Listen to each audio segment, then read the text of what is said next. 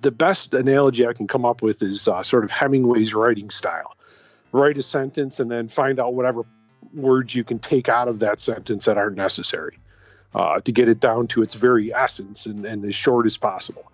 And I think that is the key to commercial fly tying in general and mass producing patterns, is having everything that needs to be there and nothing that doesn't need to be there.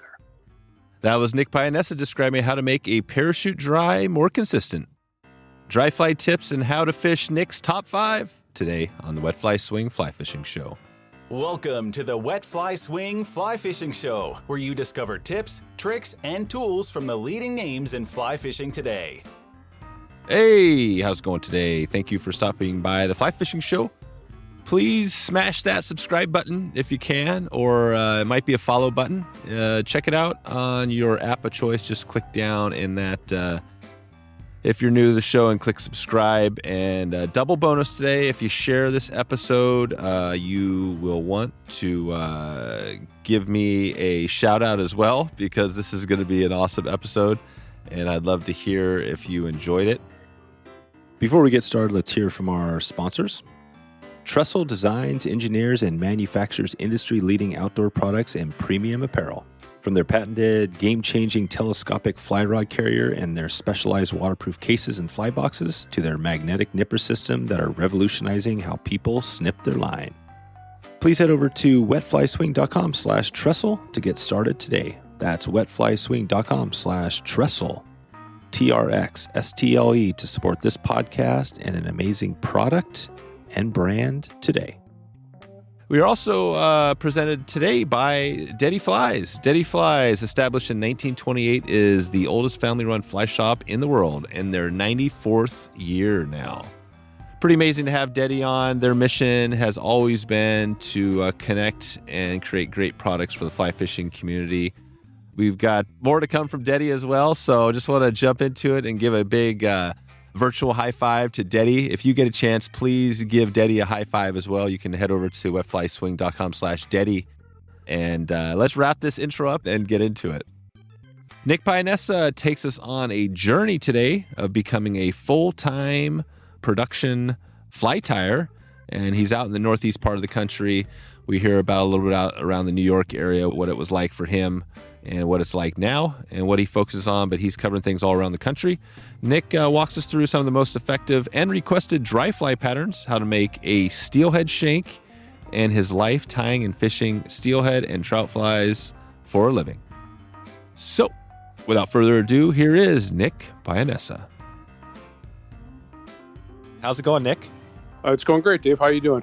Good. Thanks for taking some time this morning to dig into this. You're welcome. You're a commercial fly tyer. You got a lot of flies on your Instagram feed, and you're up in the Northeast. So we're going to dig into a few topics, maybe focus a little bit on trout today, trout flies and tying and things like that. But before we jump into that, take us back to, I always like to go back to how you first got into fly fishing. So take us there.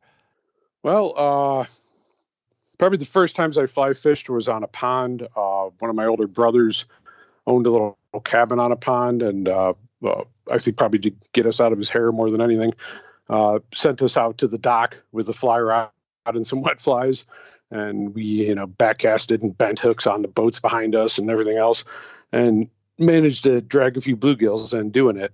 And the idea was kind of fascinating right off, of the ability to create this thing that I could catch fish with. Yeah. That really kind of sparked an interest pretty much immediately. From there, it was, kind of a circuitous path that I think a lot of people take. I did a lot of fishing as a kid locally, where you have, some streams right around here that were easy enough to bike to or walk to. And my friends were kind of into it too. At this point, mostly spin fishing, pike and smallmouth bass and whatever we could find around here in the creeks and ponds. And the whole time kind of fiddling with fly fishing a bit. I remember having a couple of old, one I still even is sitting right here, is an old Eagle Claw fly rod, one of the first ones I ever actually bought. And, just started using that a little bit. Sometimes it still had a live crayfish on it. But it was kind of sorting things out and figuring it out. And once, a little later, as I was in high school, I took a fly tying class once. I took one fly tying class from a kind of a local legend here, Mr. Jim Keech, at the local store. And from there, it was just fly tying just completely took off. And I honestly, I don't think I've fished with a spinning rod ever since. So. And what was that? How old were you when you took that class with Jim Keech? It was probably, I know I was just out of high school. I was probably like 18 or 19. Okay. Yeah, just out of high school. So that would have been probably, 88, probably 89, somewhere's in there. Yeah, there you go. And then when did it become, so now you're kind of like commercial tying, right? Is that kind of the full, what you're spending most of your time doing these days? Oh, yeah. Yeah. I do some guiding. Our guiding's a little limited here in the Great Lakes, kind of a fall, spring season. So mostly, fly tying with supplementing a little guiding in there. A little guiding. Okay. And on the commercial tying, so how did you go from that first with Jim Keech up to fully like the 100% with the tying? Let's see. Well, it probably just, I'm trying to think of I tried to think of this before and I can't really come up with a definitive answer. It just seems to sort of happen. I think probably the first order I ever did was for my friend Rick's shop at the time was Oak Orchard Fly Shop. They were out in Albion on the Oak Orchard River where they kind of first started. And his partner, Bob Morrisey, I think, is probably one of the guys that gave me the first order, I'll bet. And it was for a pattern. There's a fly here in the Northeast that commonly referred to as a gray fox. It's one of the kind of March Brown family or light Cahill family of insects. And because it's kind of a niche hatch, there weren't a lot of commercial patterns available for it, and none that Bob liked. Bob was the kind of guy that he was a very good fly tyer, but he hated tying flies. He hated the actual act of producing flies. Tying them for himself to fish was great, but sitting down and tying a bunch for the shop was just not going to happen. So he talked me into it, and I kind of started there, and I realized I could do it, and could put up with the kind of inherent boredom of it. It's probably the biggest thing you got to get around. From there, I just kind of snowballed and kind of kept progressing. At the time I was working in printing, so I had a full-time job in the printing industry, and I was, actively working there, and then just, started taking on more and more fly tying orders. Gotcha. How do you, when you're doing it now, how do you get past the boredom? Mostly books on tape. Mm-hmm. Little bit of radio here and there, I listen to if there's something interesting on. Apparently I need to explore podcasts a little bit more. Yeah. That I guess wouldn't be a bad idea. But yeah, stuff like that I find, it's recently, the last year or so, I've been on a little bit of a Stephen King kick. It's interesting enough reading, but not engrossing enough to kind of distract you. So yep. That's been kind of recently, I guess the books I've been gravitating to are stuff like that. A lot of the classics too. I was able to plow through most of the classics that you always have this list of classic books you wanted to read and never have time to. So it was very fortunate to be able to kind of plow through that too. So. There you go. So basically, yeah, and I think the books on tape are good. And if you like books on tape, you definitely will like podcasts, because there's always, it's just like Stephen King. There's probably 5 or who knows, maybe there's 100 podcasts on Stephen King out there that are just like, Stephen King, whatever, a book club, there's a podcast for everything. That's where it's grown. Yeah. After talking to you recently, I did look around a little bit, and I was honestly astounded at this world that I know very little about. Yeah, it's good. That's good. Well, that's the cool thing about podcasting, is that, just for perspective, there's hundreds of millions of blogs out there and YouTube channels, but podcasting is still relatively small compared to those, so there's still a ton of room for growth. And that's the cool thing, is that it's just, we're kind of, things are expanding kind of right now, blowing up, but I think it's going to keep growing, and we're going to keep seeing new cool shows coming in, which is great. It is. So tell me a little about, the commercial tying. So how many, just give us a perspective. How many flies are you tying per day, per week? How's that look? Well, it's a typical self-employment situation. So generally deadline fear, turns most of the wheels here. I work at it pretty much every day. I work at it a lot of times, watching TV. We watched a bunch of football yesterday, go Bills. Mhm. And, while doing that, I was, prepping shanks, for example. Yesterday was the project, cutting trailer, braid for shanks. And so like anybody that runs a small business, I'm sure people are extremely familiar with this. It never really seems to end. You're kind of constantly, working, whether you're, conscious of it or not, or whether you're sitting at your desk working or, walking around the house working, Yep. or for that matter, watching football working. So there's that. I'd say, a productive day, I try to, if it's steelhead flies, I'll try to get a couple dozen steelhead flies done a day. If it's trout flies, it really depends on whether I have a large order of the exact same thing, or if I'm doing, 9 of these and 6 of these and kind of hopping around. Mhm. I do both, so it really varies a lot. Yeah. When I was tying commercially for shops more, I would shoot for somewhere around 100 flies a day, Okay. trout flies.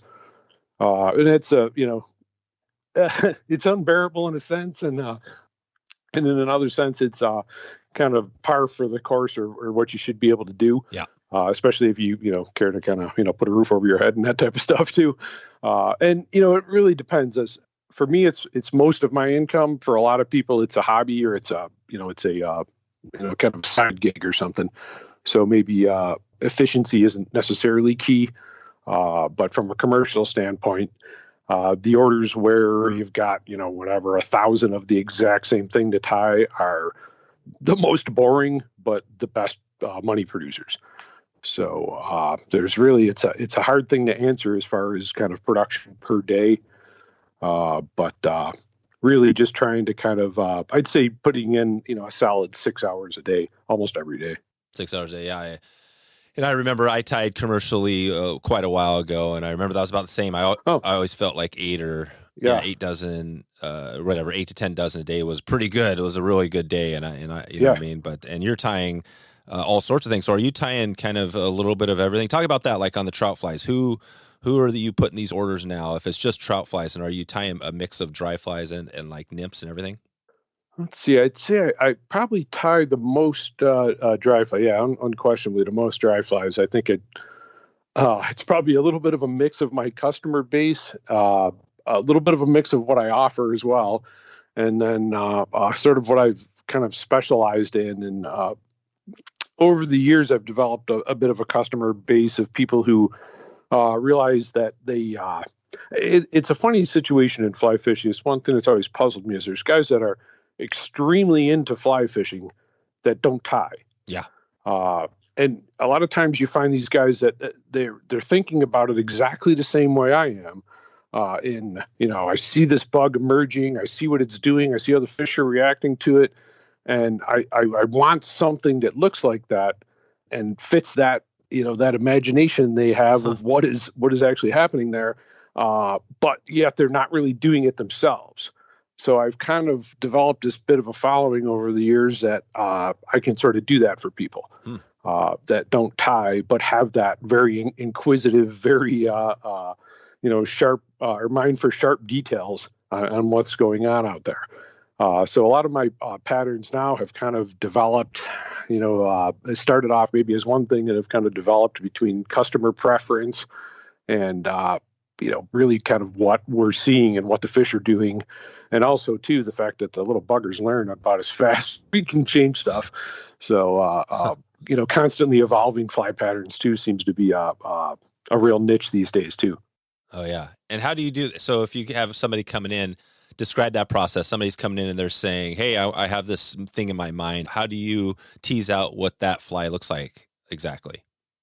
Okay, yeah, typically, I'm trying to think, and I just had this happen the other day, so I'm thinking we started off with a photo that the customer actually found online somewheres, and it was an idea that was actually kind of interesting, I thought, and something I hadn't really seen before, and then it was a matter of changing the colors to meet what we wanted. I think we added a trailing shuck to the pattern, and this pattern was a little soft hackle that would be fish dry. and this is mainly for the Delaware River in New York here, which has, in my opinion, the West Branch of the Delaware has some of the pickiest trout in the country. I've never fished anywhere but America, but as far as my findings in America go, there are very few harder to catch trout than these guys. So again, kind of an ever-evolving fly pattern. And again, this customer, saw something that caught his eye and sparked an interest. And I haven't even tied any yet. We'll see what comes out. So I'd say we probably have I'd say 75 to maybe even as high as 90% success rate. A few clunkers in there for sure. That's awesome. How do you get, when you're tying that fly, you got this new fly, how many does it take you to tie before you have that thing completely dialed in? So each one is exact. Yeah, no, that's a great question, because it really it is a process, no doubt. And most of these patterns, I would say, this one's relatively simple. It doesn't have a lot of parts. I'd say probably half a dozen or so before I've got kind of a good solid base down. I wouldn't say I really understand tying the pattern until you got through the first 100. And I know this from my production numbers go up considerably. Once I get past 100 flies, it seems like I really, you know what you're picking up before you're even picking it up for the next step. Before that, a lot of times you're like, what am I doing? Oh yeah, I need this, oh, that's right, I'm doing this. And then eventually it falls into where you're just kind of automatically adding the next part without even really having to think about it. So, based on that, I'd say, yeah, somewhere in 100 flies or so, you really get it down. The beauty of it is that I get to fish a lot of this stuff myself and test them and, kind of fiddle with them from there. If it's not something I originally fiddled with first before sort of turning loose on the public, if this is sort of an on-the-spot development, it's more of try some of these, well, this one didn't float right, or this lays on its side, or it doesn't, a lot of fiddling with stuff. And then, probably a good half a dozen. Once we decide on the pattern, probably a good half dozen to kind of get it, the hackle the right length, the shuck the right length, whatever, all that. And that's always, I think, one of the hardest things for people to kind of put together in fly tying. Based on the number of classes I've done with beginners, everything is out of proportion to begin with. And I think that's one of the things that, really gels as you do more and more flies. Yeah, proportions are definitely a tough one for some people, especially getting started. So that's pretty cool. So these flies, like on your website, I think people can come and buy flies on your website, the flies that they could buy like right now. How many of them are flies that are just your standard versus flies that were developed by working with another customer? I'd say pretty much every pattern on my stuff. There are a couple. I think there's a few flies that are kind of standards, but otherwise, pretty much everything on there has been kind of developed through trial and error. And some of them have changed drastically over the years, and some of them are, almost the same as they were kind of conceived. It's weird how that works, but yeah, most of the stuff that's on my site, anyways, has kind of been self-developed. That's cool. Well, as much as and as much as you can say that in fly tying these days. I mean, let's face it, it's all been lashed on a hook at some point. So. Yeah, no, it's true. I was thinking, we had Tim Flagler on recently, and we were talking of a similar deal, and he was talking about that, on one of his things, how, just changing an old fly, giving it a new hook with the new design or something can change it up a little bit, right? Just that. And he also made he had a good tip. It was like you're talking about, how do you get good? He said he had an old guy when he first started, you'd probably know him, I can't remember his name, but he said that, this guy gave him the great tip starting out. He said, don't tie a dozen, tie 15 flies, and then go through each of the 15 and take your 3 worst flies and give them away. And then he says that helps him understand, you know what I mean? You get really picky about it. Anyways, he learned that one early on, so I'll put a link in the show notes to that episode. But it seems like you're, like you said, 9 dozen flies, you're feeling pretty good about. Everything's looking the same. Yeah, definitely. It usually happens before that, but I'd say, in that range, you're really pretty dialed in. Yeah. Who is the the customer base? So it sounds like you got people all over the place, but on the flies on your website, where would you say, those customers were coming from? Well, Northeast for sure. I'm thinking of shipping addresses. Definitely a bit out west, both for trout and steelhead, but and then the unique situation where some of my flies get bought here and then taken out to different places, which I always thought was one of the coolest things about commercial fly tying, is just all the great places my flies have gone. So that's always an interesting point. But I'd say, yeah, my customer base is largely Northeast, I would say. Northeast. And whereas before, I want to dig into some of those kind of top flies that you tie there, as far as maybe focus on dry flies, but as far as around the country or around the world, where are a couple places your flies have gone? Do you know? Tons of places. I tie regularly for a couple of people that run camps in Alaska. So a lot of stuff up there. A fair amount when I was tying a lot more commercially for shops. I tied for a few shops in the West, Blue Ribbon Flies in West Yellowstone. I tied a lot of flies for those guys. Originally, too, when I started, it's going back probably about 20 years or so, there's a very popular shop in the Northeast here called Hunter's Angling, which was in New Hampshire there. And I tied a lot of Atlantic salmon flies for them.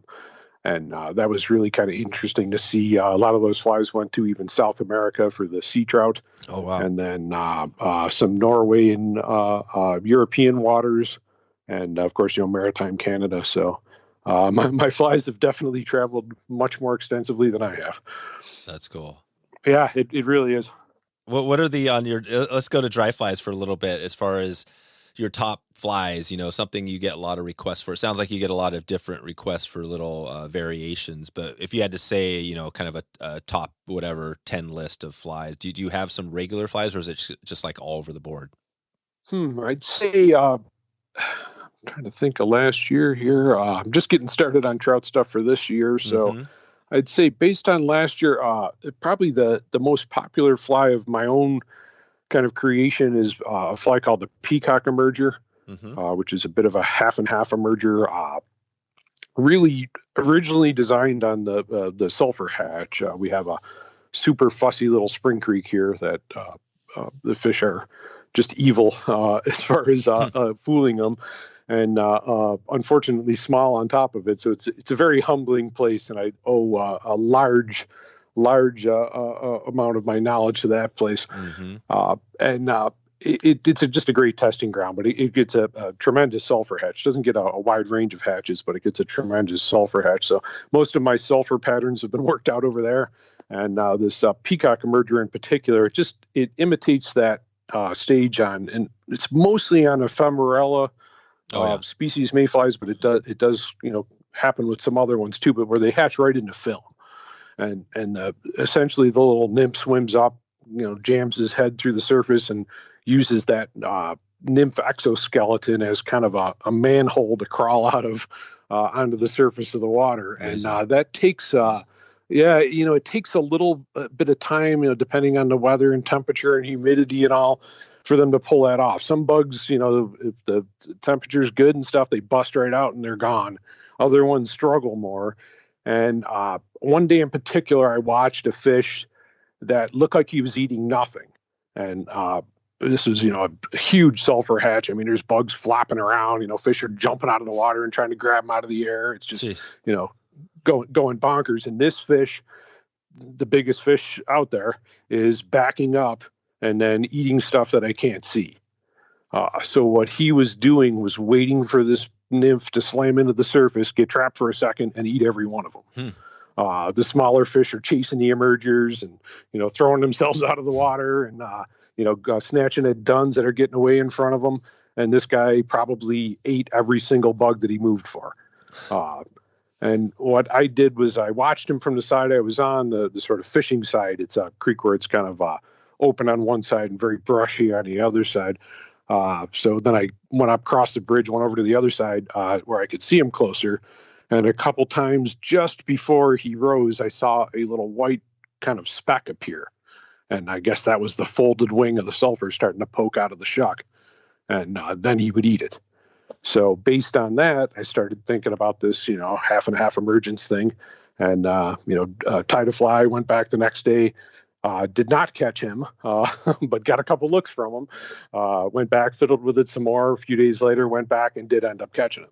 So, and that's pretty much what he was doing. And he continued with the exact same thing. Actually, even after I caught him, he stuck with the exact same tactic. There you go. That's really cool. Yeah, and I've since seen fish in a lot of places do that. And it's that little transition. And again, if you're fishing there's a stream that little spring creek goes into, where the fish are very picky too, but it's a bigger stream. There's a lot more fish, more of a freestone stream, and they'll take a Catskill sulfur, a lot of times. And so it's odd that the water or the pressure or the whatever it is plays such a role in how these fish react. So if I have to put that much effort into catching every fish, it's kind of a long day. But when necessary, I think we can, use our, in most cases, much larger brain to put one over on these guys. But it's not, I guess what I'm trying to say is that the effort isn't always necessary to do that. Yeah. But when we need to, makes it fun. Yeah. And it really, there's rivers where we need to, and everybody's got them. I hear these spring creeks in California that are uber picky. For myself, I fished the Henry's Fork and a lot of the famous rivers around Yellowstone, which get a crazy amount of pressure despite the western outlook and all that stuff. They get as much pressure as a lot of these eastern rivers. So fish are super picky. But thank God there's a lot of streams where it really doesn't matter. So a quick break from one of our sponsors, Togens Fly Shop, providing great quality products at a super awesome price. Togens has tons of fly tying materials, accessories, all sorts of stuff to cover you, and they've been going for quite some time now. If you have any questions, you can check out Togens, wetflyswing.com/Togens. They're offering now a fly tying box, which simplifies the process, especially if you're brand new to it. They'll send you out one shipment, and you can have your materials packed in one box. I know this is a struggle for some, especially getting started, or if you just want to mix it up. So the mystery fly tying box is a good place to dig into it. And, they've got products that are going to arrive pretty quickly. I know when I last made my order, it was only a couple days to get my order from Togens. So it's pretty cool. Togens is actually up in Canada, which is awesome. And you would think that given where we're at today, that it might take a little bit longer. But they got their infrastructure set up pretty awesomely and very smoothly. So since 2005, Togens has been rolling on this. You can head over, like I mentioned before, Togens, wetflyswing.com/Togens, Togens, to get started and support Justin and his pops right now today. Okay, let's get back to the show now. What is I'm curious on, you mentioned one there, so the Peacock Emerger will definitely, I'm sure that's on your website. Give us a couple more flies that are pretty popular that you're tying that are maybe, I don't know if they're variations of something, but so we can add to this little list here to give people a feel for what you tie. Okay, another one I could think of right off the top of my head is a parachute spinner pattern, and it's a pretty simple concept. It's one of those ones where I look at and think why no one else thought of it before. And it simply, I'm basically tying a parachute pattern, hackling it a little more than I normally would, and then trimming a V in the front and rear of that horizontal sitting hackle. Mm-hmm. And it essentially makes a wing profile, or more of a spent wing profile. Oh, right. Yeah. So after fishing here in the East, again, we'll go back to the sulfur hatch, or even the Hendrickson hatch can be a little late at times in the evening. Sulfurs in particular, they have this annoying habit of the spinners a lot of times don't fall until it's totally dark. The warmer it gets to, the later it happens. So a lot of our fishing takes place a lot of our best fishing takes place in some super low light conditions. And, most spinner patterns are designed to, sit pretty flush to the water and keep a low profile, which means you can't see them at all. Once you throw it out there, especially the effective ones. So just trying to add a parachute post, something you could keep an eye on better. The other thing with picky fish too is they of course demand a good drift.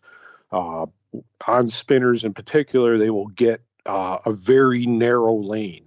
A lot of times there's, a huge amount of bugs on the water. Fish will get on one particular seam and eat every bug that floats down that seam. But if you're an inch off of that seam, they don't even see it. It's the fly really doesn't even exist for them. So not only do you need to present a good fly, you need to present it where the fish is eating them. So that ability to see where the fish is exactly and get your fly on his individual piece of current is key. So if you can't really tell where your fly is, you're going to be a lot less successful than when you can really sort of target that exact lane. So visibility in spinners has always been a bit of a hurdle. And I feel that fly has come a long way to at least make that better. And anytime you're adding something to the top of the fly in spinners, I think it does make it slightly less effective. So there's a downside to everything, where, these guys are working as hard to defeat us as we are working to defeat them. So I wouldn't say it works on every single super picky fish, but it works on probably 90% of them. And the fact that you can actually, see where your fly is fishing, I think plays a big role in that too. But so the parachute spinner pattern, definitely one that probably should be being used by more people. That's awesome. Yeah, and I just clicked over to your site and I'm looking at a bunch of cool flies. I think there's a couple you mentioned. How many flies do you have? It seems like that's always the interesting thing because it looks like you just got a ton of flies. How many, do you have any idea how many flies are on your website for dry flies? I don't. And honestly, it's hugely outdated. I could probably put at least a couple dozen more on, and that's actually been a bit of a goal for this year. But I'm getting a bit swamped again on actual work. So it's always gotcha. As any small business, there's the list every day is 17 things, and if you get through 4 of them, you're doing pretty good. That's right. How do you do that? How do you get through when your list piles up? Because we all struggle with that. You got 100 things on it, and you probably only have enough time to get 10 things done in the week. How do you deal with that? How do you prioritize? As I mentioned before, it's I do have a procrastination streak. There's no doubt about it. I'm full of distractions. Our fishing, is here is almost year round. So if I really wanted to have an excuse to get out every day, I probably could. So usually, and this is strictly based on my personality. It's usually deadline distress. That's probably what drives most stuff. All right, I really need to get this done now. And I do try to work on everything as hard as I can every day, but I will admit to failing on that on many days. So, on top of it too, I own a home, so there's, a million distractions as far as that goes, from, making dinner to cutting the grass. That's right. So yeah, all the normal stuff. Yeah, any small business person could certainly, see that. Yeah, totally. So, I'm curious. Let's take just think about those flies. You mentioned a couple and some tips. I'm curious on tying. If we take it to tying tips, if you think about maybe the Peacock Emerger, are there any techniques or tips on tying that fly that people could utilize for either that fly or other flies that you'd recommend? Maybe one tip you could shed some light on. I'm not looking at the fly right now, so I'm not quite sure exactly what it looks like, but we could all take a look. Yeah, that fly, I would say the thing that people struggle with the most is the deer hair wing. It has this wing setting style, or this style, I believe, comes from Renee Harrop's hair wing fly. I think, what did he call it? A hair wing dun, I think was Renee Harrop's original pattern. And that's where I stole that wing style from. But I think people have the most problem with that is setting that wing properly. It takes place right behind the eye, and the butts of the wing kind of create the head of the fly. So it's a little similar to an elk hair caddis in that sense. And the way that I have done it over the years, and there are just kind of two ways. Either you can tie the wing in with the butts still attached and then clip them off afterwards, or you can clip the butts off first and then catch that kind of short end of the butts with the thread and lock it down. I find the latter version to be much better, especially on smaller flies, trimming the butts off first. But it is a technique that's a little hard to master at first. But I think in general, it makes the whole rest of, finishing off the fly in that easier. And it also makes for a more secure wing and kind of a better finish to the fly. Okay, so if I were to leave the butts on the hair, this would be, a hollow Comparadun type deer hair. Mm-hmm. I would lash that down, and most of my thread wraps are going to kind of end up in the same place. I can pull it back and I can wrap in between a little bit, but it tends to make a kind of a bulkier head once I trim it off. So I don't end up usually with quite as secure of a head. If I trim the butts off first, I'll take 2 loose wraps around it, and I'm trying to catch maybe about 1 millimeter or so. Yep. And obviously that's going to vary a little bit for size of the fly. But I'll try to catch maybe 1 millimeter or so of the end of the butts and cinch down on that, get it to flare and lock down to the hook. And then I'll actually wrap the thread into those butts a bit and kind of trap it down in more places, kind of staying in between it a bit. And it just gives her a very secure wing. Your wing won't rock back and forth much. A lot of people, if you, you shouldn't go mangling flies in the shop, but I guarantee if you pick up a lot of commercially available elk hair caddis right now, you can swing the wing right over to the side without any trouble at all. That's right. So those little types of things, I think, are just points that take you to the next level, I guess, of fly tying. And it's always nothing brings the fly tying class to a screeching halt like setting deer hair wings. Maybe the whip finisher is the only when it comes to beginner classes. Yeah, deer hair is tough. Yeah, those two things do seem to kind of torment people a bit. Getting a handle on that and getting comfortable with handling the hair, and especially in the smaller ones, the amount of hair. All of that are definitely hurdles, probably the biggest hurdles to that fly. Yeah, that is big. No, that's good. And what about, before we jump into a few more flies here, I'm just curious on the spinner you mentioned, the parachute spinner. Is there a tip or a technique or something on tying that one you might highlight here? Parachutes in general are really I've probably seen a million ways to tie parachutes, and I've fiddled with a bunch myself. Years ago, I had a order of several thousand parachute flies to get through, and it really forced me to sit down and try to just. It's funny. I learned this from A.K. Best, and A.K. Best's book in particular, Production Tying. He really talks about trying to, it's almost a distillation process. And the best analogy I can come up with is sort of Hemingway's writing style. Write a sentence and then find out whatever words you can take out of that sentence that aren't necessary to get it down to its very essence and as short as possible. And I think that is the key to, commercial fly tying in general and mass producing patterns is having everything that needs to be there and nothing that doesn't need to be there.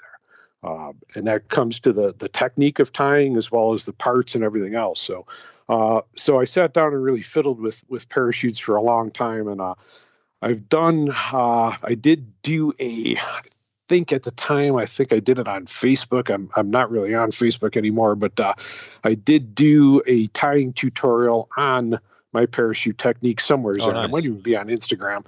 Oh, yeah. But what I do is almost all of my parachutes are tied with poly yarn for the wing. And I'll use, different poly yarns. I've been using a little bit different materials recently, some more shinier stuff and that. But in general, some sort of synthetic poly yarn. Yeah. So what I do, I start with the tail, tie in the tail. Typically on the tail, I will bend back the butts of the tail down along the body, cut them off at a taper, and use the thread to kind of build a taper for the abdomen of the fly. Yeah. So I would have the fattest part in the center tapering down towards the tail for the back half of the fly. So then on the front part there where I'm going to put the wing, what I would do is take a piece of poly yarn, half of what I want the whole wing to be, and I'm going to bend that underneath the hook and pull it up till it's vertical on top of the hook. And I basically bring my thread over it and lash it down. So it's essentially bent underneath the hook and pulled straight up and then tied down. So what that does is it creates a taper from the wing post down to the eye. So I've got the thorax part is the fattest part. I've got a taper from the butt or from the tail up to the center and from the center down to the eye. So that just kind of builds a nice platform there. And then what I usually do at that point, if it's a dubbed fly, I would dub the body all together.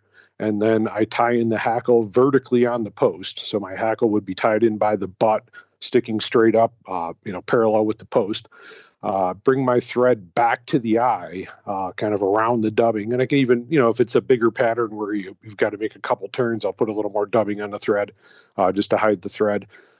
Bring the dubbing back to the eye, wrap the hackle, and tie the hackle off, behind the eye. If you try that or actually tie them that way, they're extremely durable. The fly will pretty much never come apart unless you break the hackle stem. So it's just an efficient way to do them, and just an easy way to kind of complete parachutes. The other point with the poly yarn too is I'm able to leave it a little longer because it's cheap poly yarn, and I can hold on to it well, wrap my hackle around it easily, and then when I'm done whip finishing it off, I might mash the hackle a little bit. I can hold that post and kind of preen my hackle back into shape where it's supposed to be, and then clip the post off where I want it. Yep. There you go. So it just makes for a fairly easy way to do them. If you're doing calf tail or calf body hair ones, you're stuck with the old style. I still like that. Tying the back into the center, the tail into the center, and the post down to the eye. But you're forced to stack it first and deal with that short length and everything. Yeah, so for my own flies, I avoid it altogether. Yeah, it seems like the calf tail is not the easiest material to work with. Oh, it's brutal. Do you still tie? Yeah. Do you tie any with the calf tail? For myself, no. I did just tie a bunch of wolves for a customer, and I had to use a bunch of calf tail. And in the bigger, these were for Atlantic salmon, so it wasn't too bad. But yeah, it is definitely one of my least favorite materials to work with. It just takes longer to do than anything else. You have to kind of hand stack it a little bit. It doesn't because of the kind of kinkly nature of it. It doesn't stack well. It kind of fights you in the stacker. So definitely a time-consuming material. Yeah, nice. Well, let's keep going. Let's try to get a few more of these flies. I'm just curious to give us a perspective on some of the stuff you're tying regularly. What are some other top dry flies that you've that you get requests for, or something on your site? Trying to think here. I probably should have looked at that again. I could take a look, and I'm looking at a couple of these. Might be older ones, but I'm looking at there's a few here. One of them, and maybe this is similar, but like the Disabled Dun Hendrickson. Is that similar to? Yeah. No, that's a good one to bring up. That is a bit of a unique style of tie there too. That fly again, basically for fussy trout, and trying to just have another option, as I've often said about, especially sulfurs. In the Northeast here, you literally cannot have enough patterns. Even what killed them yesterday might be completely useless the next day. So having more ammo, more things to try on a day-to-day basis really comes in. So that's where that fly has come in, and it's another one that's designed to kind of imitate that emergent stage, or where they're kind of stuck for a minute, or a fly that's and typically we've been calling them cripples, and in an effort to be a little more PC, because that name hadn't been taken yet as well, I went with the Disabled Dun, but it is an effort to imitate that bug that probably isn't going to make it one way or another. Either it's going to get eaten because it can't get away, or it's going to end up jammed under a log jam somewheres. But that's what it's really designed to imitate. And the interesting technique, or the main technique on that fly, is putting snowshoe rabbit into a dubbing loop. And I've managed to tie these down to 18s even, and it gets a little tricky. So what I do to start with, I guess we got to go back to the material, is I'm taking snowshoe rabbit feet, and usually using the hair along the heel section of it. If you're very familiar with these feet, they tend to have longer, little kinkier hair up near the toe section of the foot. And the heel part of the foot tends to have shorter, little more uniform hair. So typically I'll take and use an X-Acto blade and kind of cut that hair off as close as I can down. I'll put it in the little coffee grinder and buzz it up a little bit till I have a nice mix of the very soft under fur and the very stiff guard hairs of it. And trying to keep it relatively short. And then, so you would basically tie the back half of the fly is tied similarly to a nymph. In fact, on most of them, I use a wire rib, which is an effort to get that body to sit very low in the back and to kind of hang down. I do them on the hook I typically use is a Daiichi 1260, which is a longer, kind of gradually curved hook. So I want to get that bottom part to sit down. The tail is usually wood duck, or on the bigger ones, I use ostrich to imitate like a green drake shuck. So what I'm trying to imitate here is either the tails of the fly, the tails of the nymph, or kind of a shuck part on the back as it's breaking open. More of a nymph color on the back, and then the thorax of the fly would match the dun section. So the back half's kind of tied like almost like a hare's ear nymph.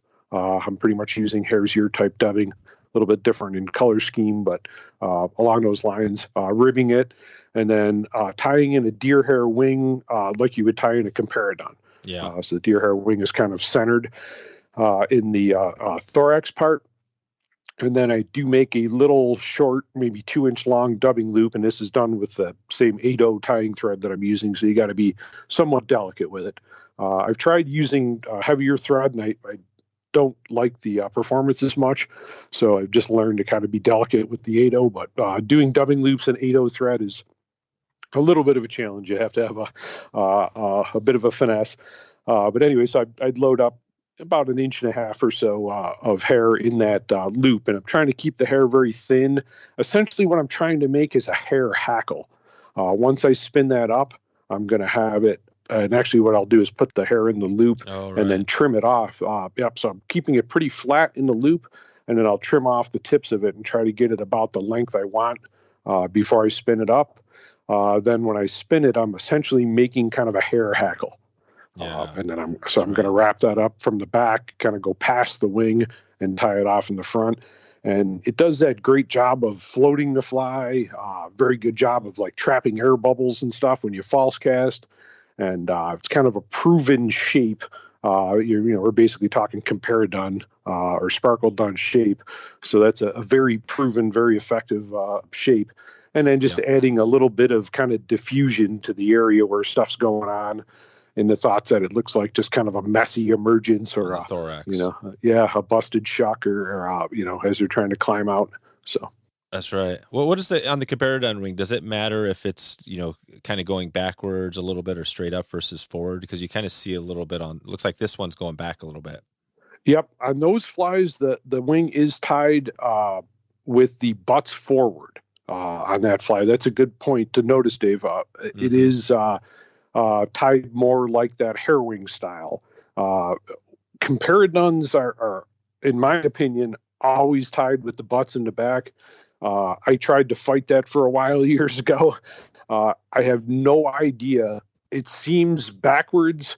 The fly, the way the wing looks on the fly seems backwards. I mean, no mayfly has a wing that slants over its head. No. Every mayfly wing slants towards the abdomen. I have no idea why that fly works as well as it does. It's one of the sparkle dun, in my opinion, is if you could only ever have one dry fly, I would probably choose the sparkle dun. Even it's Craig Matthews' fly. It started with the Swisher Richards comparadon, and then I think Matthews added the trailing shuck and changed his version to the sparkle dun. In my opinion, it is one of the most effective flies ever invented. Wow. On top of it, it's a cheap and simple fly to tie once you get a relationship with the deer hair wing. It's a cheap fly, That's but awesome. It's an amazingly effective fly.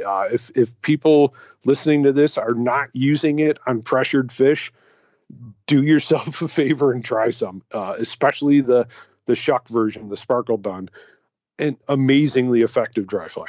There you go. Well, that's a good point. Yeah, the Sparkle Dun works all around. I mean, it seems like everywhere. So you mentioned that as a good fly that you just like. I'm not sure how many of those you tie. What are some other flies? It sounds like you do quite a bit of fishing as far when you're tying or fishing the dry flies out there. What other flies do you like to fish? Well, the ones we've talked about, I probably fish the most, in my own fishing for picky fish.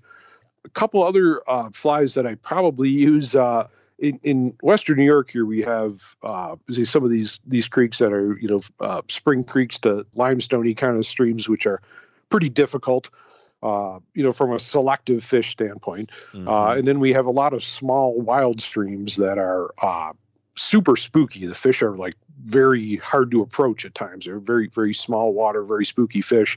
But on the other hand, pretty much dumb as stumps as far as flies, selection goes. If you can get it on the water without scaring them, they'll probably eat it. So one of my favorite all-time flies for fishing that water is about a size 12 Yellow Bodied Stimulator. Oh, stimulator, yep. Yeah, we have a lot of kind of yellow stone flies around here, a lot of kind of small stone flies, a lot of lighter colored caddis, all that stuff. And there's not a specific bug that we see all the time that this fly imitates, but for some reason, a yellow bodied sulfur, pretty light colored in general, usually like a ginger hackle on the body and a grizzly hackle on the thorax, is just extremely productive fly for those streams. Yeah. So Stimulator's always been one of my favorites, kind of a classic love-hate relationship tying them.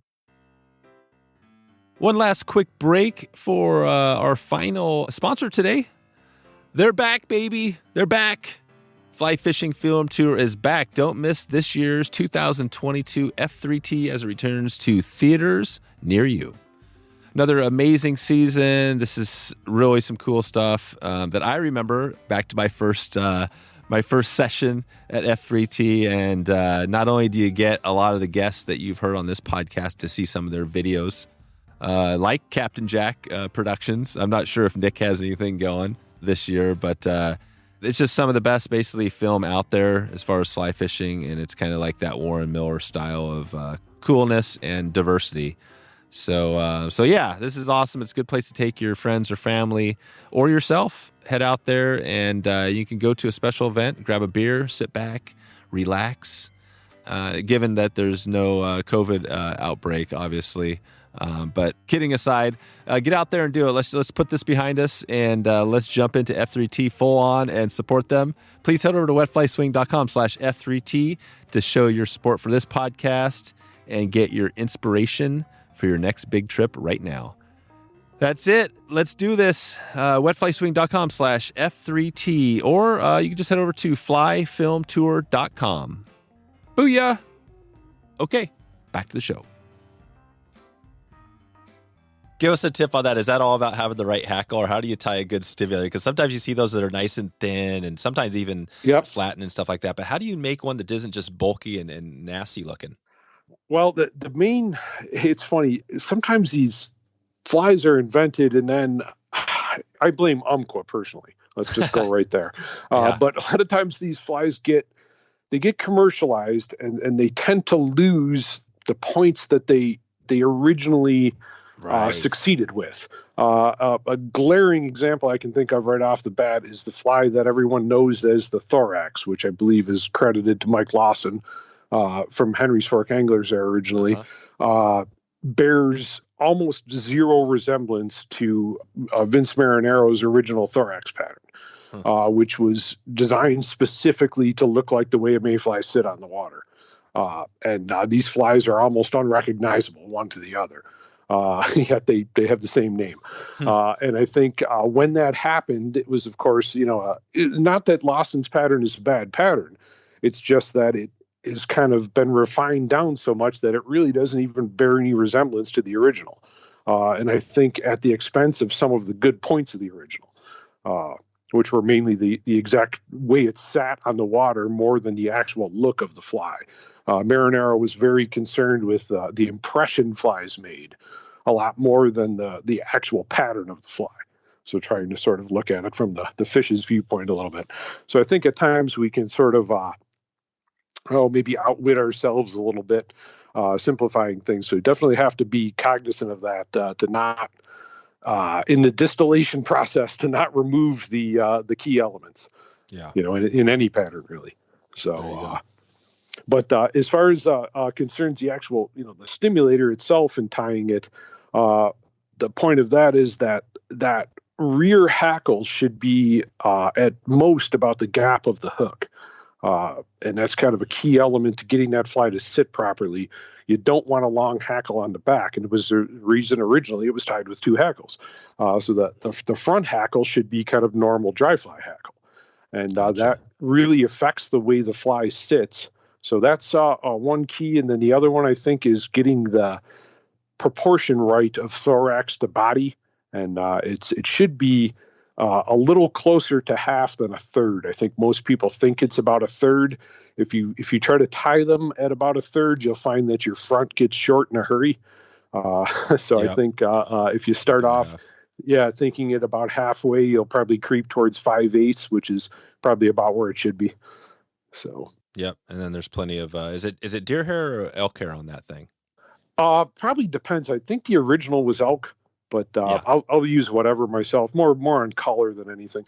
Yeah, more color. Yep. Nice. Okay, so this is good. So we got a little list here. I'm curious if we're taking it, say March. What's it look like? Tell us in March. Are you fishing much trout wise in March in Western New York? Myself, not really.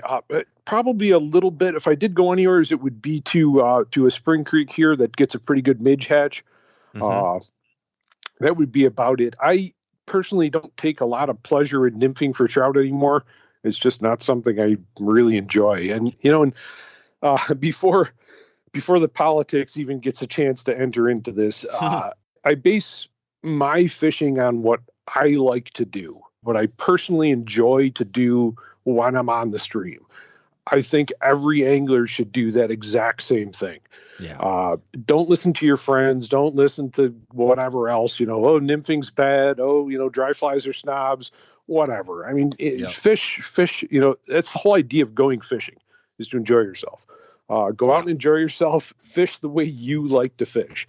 I personally like to dry fly fish. I like to see trout come up to my fly.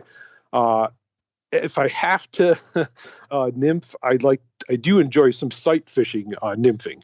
A lot of these spring creeks, you can see the fish relatively well, and fishing small midge pupas to them and trying to see when the fish actually eat your fly, to me is kind of a fascinating way to nymph, and about the only way I really enjoy it. I just don't really enjoy nymphing very much. So most of our kind of spring fishing, I would be steelhead fishing or still tying. So you're still tying, yeah.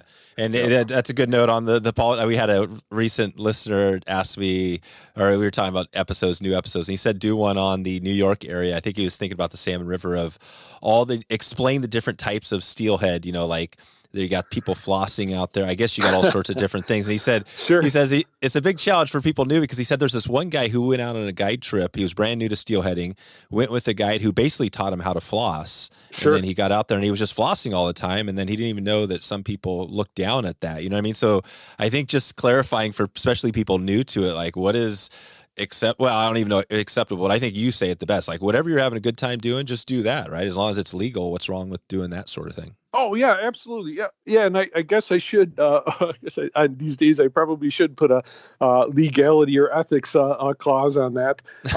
Definitely the big no-nos in whether it's steelhead or anything else around here is fishing to fish that are actively spawning. That's definitely bottom of the bucket type stuff there. Yeah. Now in the spring, in the Great Lakes or out west, there's definitely seasons that coincide with spawning fish.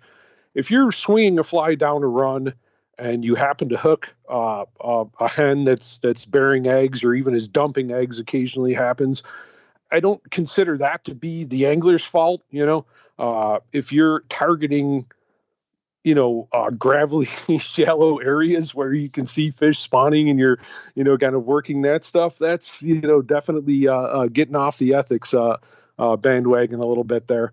But, at times we catch, drop back fish, we catch spawning fish, just kind of swinging down a run. They're sitting there, they, somebody spooked them off a red, they move into the run to kind of rest or hide a little bit, whatever.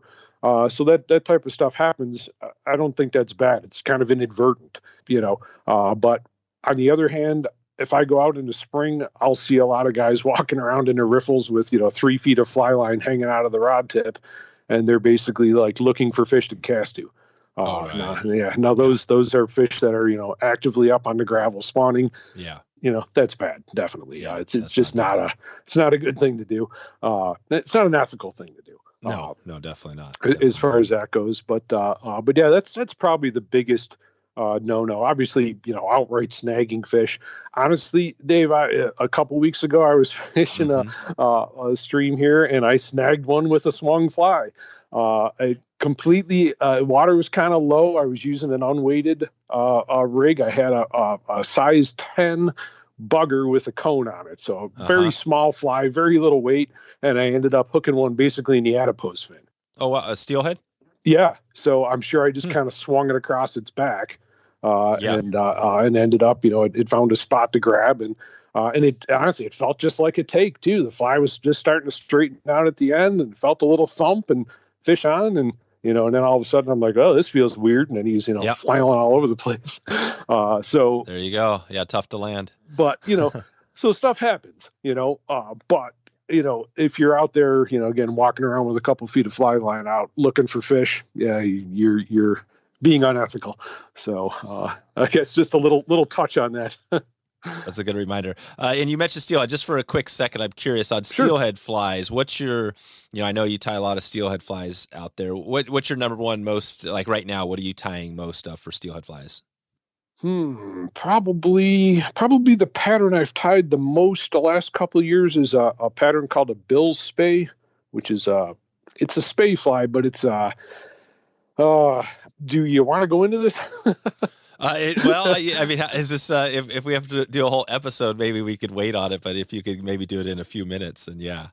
Okay, I'll try to kind of brush through it here relatively quickly. This fly is it's a kind of a modern Spey fly, I guess we'll call it, and it's achieving a Spey look, but it's not using a Spey hackle. What I'm actually using for the hackle on it is bleach burned pheasant tail and sometimes turkey tail.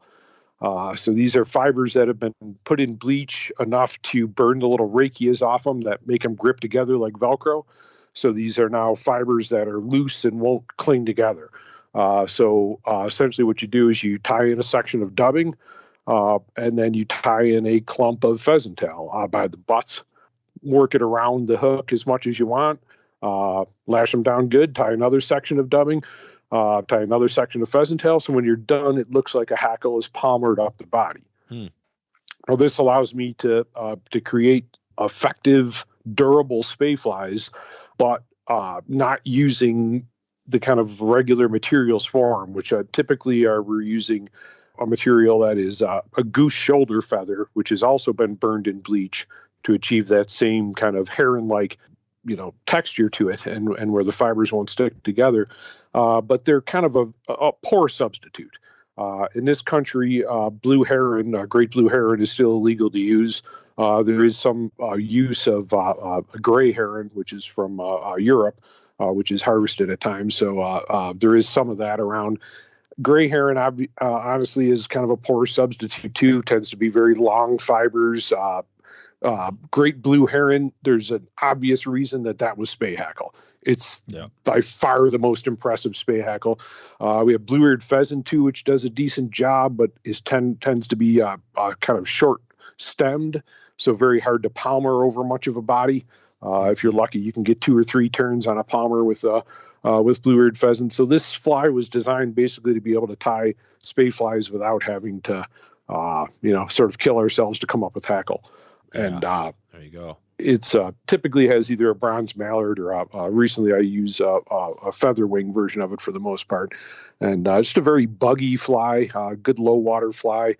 And I guess unique enough that it's probably the last couple of years, I've probably tied more of those than any other steelhead fly.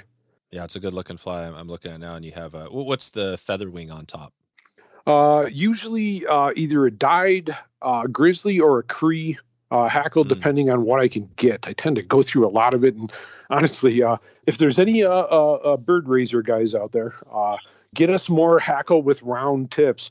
Everybody's, Nice. they've all gone to, finer and longer, and Right. that's great for dry flies. Yep. But not so great for wet fly wings.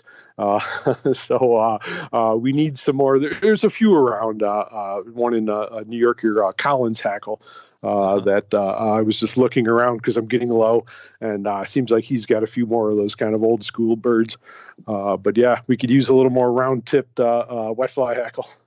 Nice. No, I was gonna say, yeah, that fly looks cool, and it's got a big, nice. Well, thanks. Yeah, nice juicy round old school wing on it, and yeah, all these steelhead flies are awesome. So I'll put links out to this. Well, let's wrap this up with the Ask a Pro segment here. And I had a tip or a question from Greg Jacobson, and his question, I guess you kind of noted this a little bit starting out, but tip on tying small dry flies. To go back to the dry fly, so I'm not sure how small of flies you tie.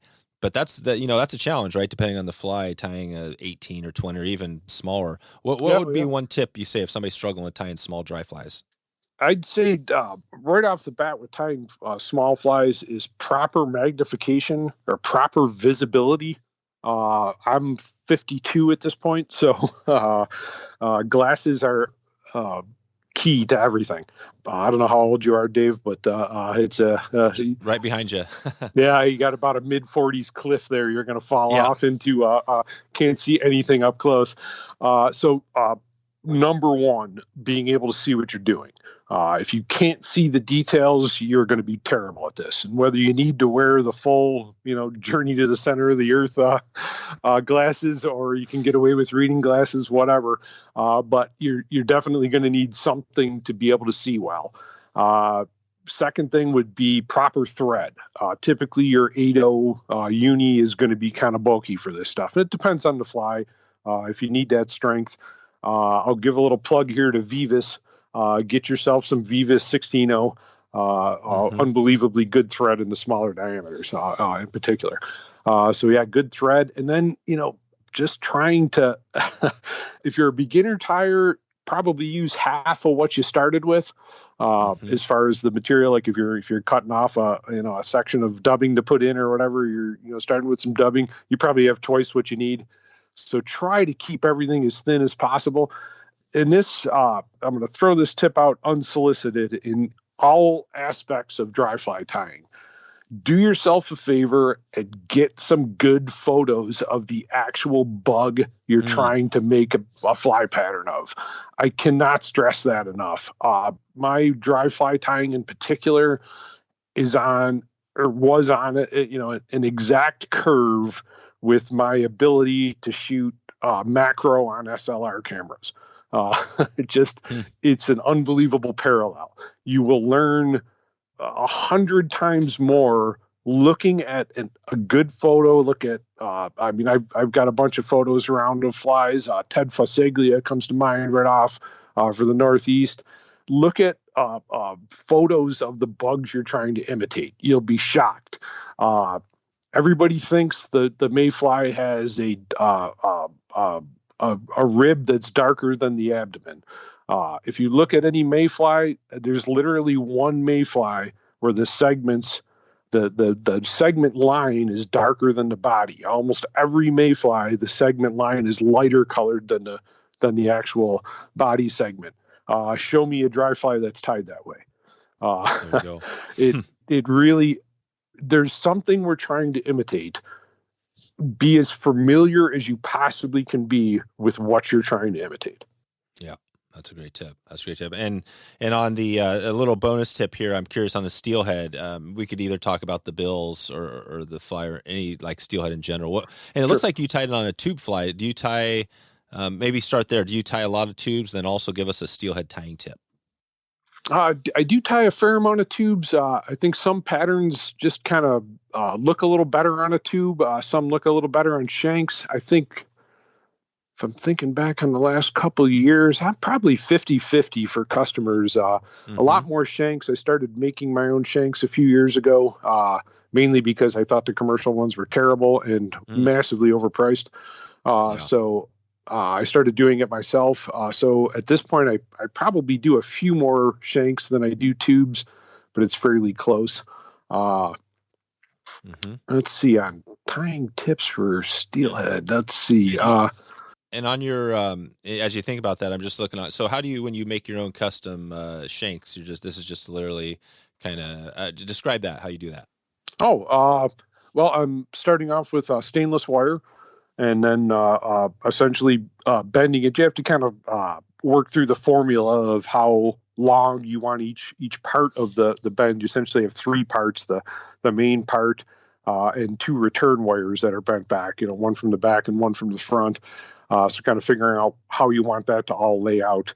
After tying on them over the years, I determined that I prefer to have that sort of nice flat platform, or nice rounded platform down the fly.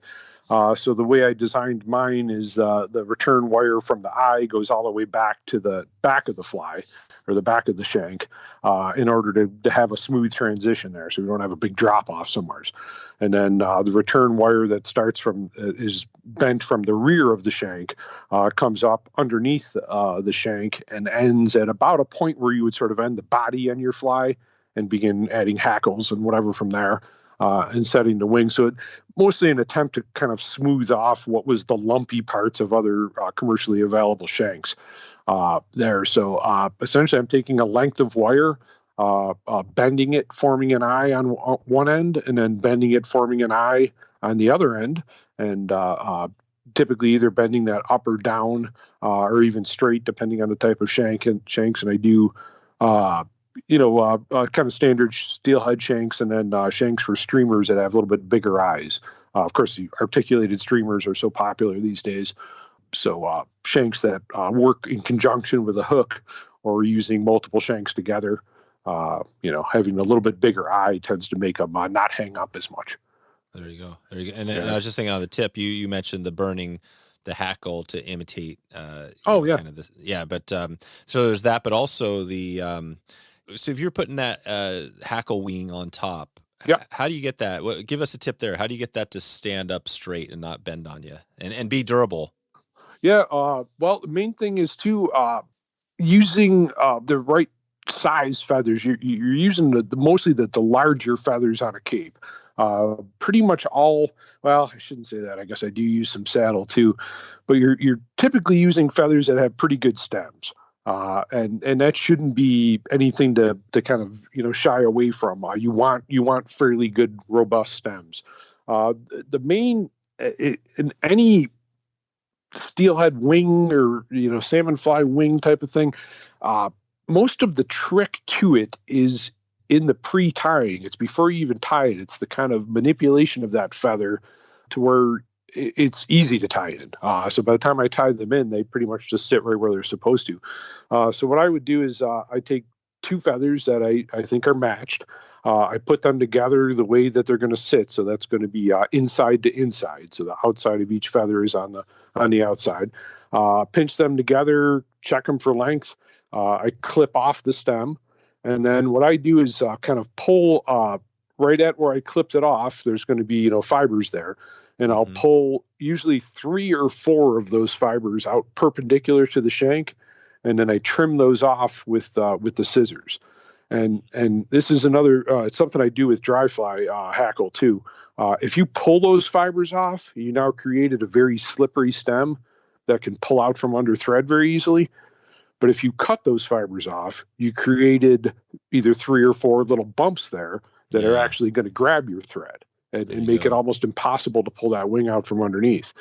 So that's a good trick right there, is not pulling those fibers off, but trimming them off.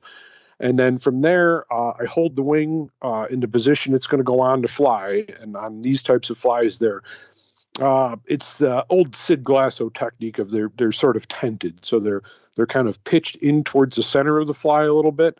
So each wing, the center or the top of the feather is going to be over the center of the fly, and the bottom of the feather is going to be over the side of the fly. the way they sit. So they are kind of leaning in towards the center a bit.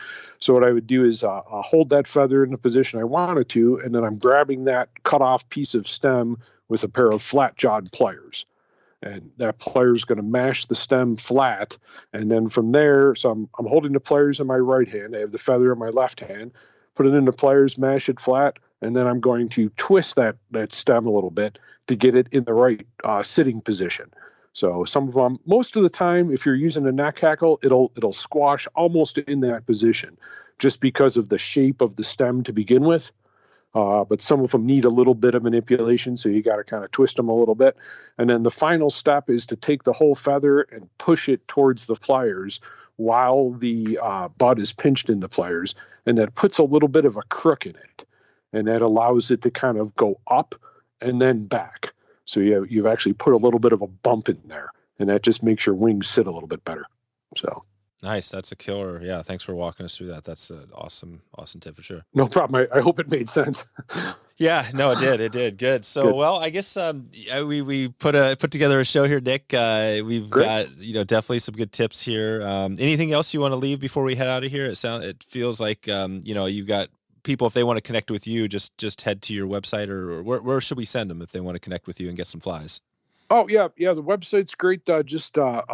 Emailing me is fine. I look at my email every day. For the record, I'm not on Facebook at all anymore, so don't even bother sending anything there. I do look at Instagram just about every day too, so I'm usually pretty reactive on there, and I say definitely check my email every day. So. Okay, perfect. Yeah, we'll send everybody out to nickpionessa.com, or what's your Instagram feed again? Is Magog Smelt. Yeah, Magog. That's how do you spell that for us? It's MAGOG old Maine fly pattern. There you go. Awesome. Good stuff, Nick. Well, I'll let you get out of here, and we'll send everybody your way. And thanks again for shedding some light on what you have going. We definitely have been getting some requests from the northeast part of the country, and I know that's a hot spot for steelhead and trout. So it's good. There's always another episode, so hopefully we'll connect with you down the line. And thanks again. You're welcome, Dave. Thank you. So there you go. If you want to find all the show notes, all links, and everything else we covered today, head over to wetflyswing.com/288. 288. We are approaching 312 episodes. If we keep this pace, I am guessing we're going to get there in about a month. 300 episodes. Do the numbers. That is a very good sized number. You can support this podcast at wetflyswing.com/subscribe. You can get notified.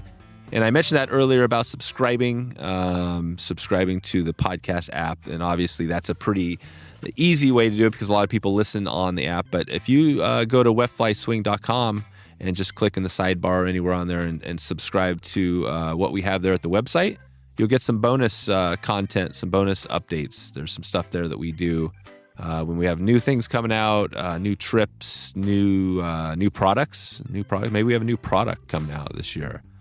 New hat, new partner. If you want to check out some of the cool brands we support, obviously we've had some cool sponsors that I've noted here today, and you can go there as well. But yeah, I just want to give a shout out to that because the newsletter is a pretty big thing that we have going, and it's always a way to kind of dig deeper and get it all in one value-packed, power-packed deal. So there's always a bonus or two there. Thanks again. I appreciate you today for sticking with us. I'm not even sure where are we headed next. I don't have it in front of me right now, but it's always a good one, and we try to get a little bit in. If you have a question or a comment for the show, head over to Wetfly Swing, or just send me an email right now, Dave@Wetflyswing. I always love to see those emails. Those are the special things. If I get those, daily, that always makes my day. And follow us on social, one last blast, and let me know what I can do for you. Thanks again. I am looking forward to connecting with you right now online, or on the river, hopefully on a trip. Thanks for listening to the Wet Fly Swing Fly Fishing Show. For notes and links from this episode, visit wetflyswing.com.